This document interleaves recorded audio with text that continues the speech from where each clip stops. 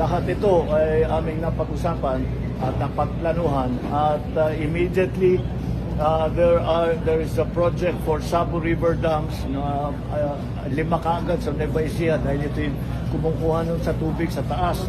Sierra Madre na yung pinagkukuhanan ng tubig.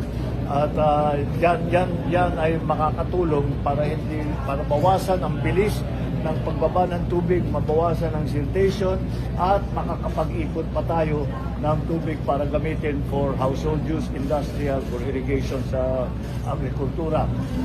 Marami pa tayong mga iba't ibang mga gagawin.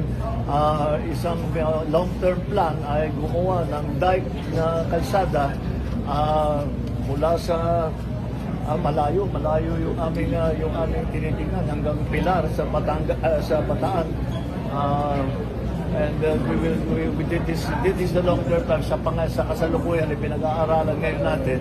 That's about 100 kilometers, kaya medyo matatagalan, pero pinag-aaralan na natin para at least, at the very least, meron tayong plano at meron na tayong masisimulan doon sa napakahaba na gagawin na dike na kalsada para maharang ang tubig na nanggagaling sa dagat sa Manila Bay.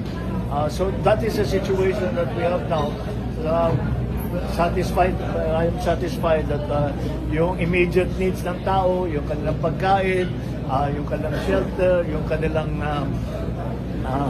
yung healthcare na dala ng pamahalaan ng national government ay nandyan lahat. Hindi naman tayo nauubusan ng gamit, hindi naman tayo nauubusan ng tulong.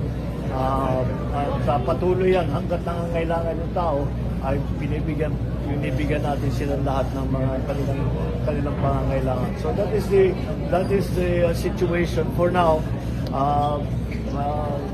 It is still a developing situation. Hindi pa tapos ito. So we will continue to monitor. We will continue to do everything that we can so that we will mitigate the effects of this very strong rain and the flooding that follows it. Okay? Sige, maraming salamat.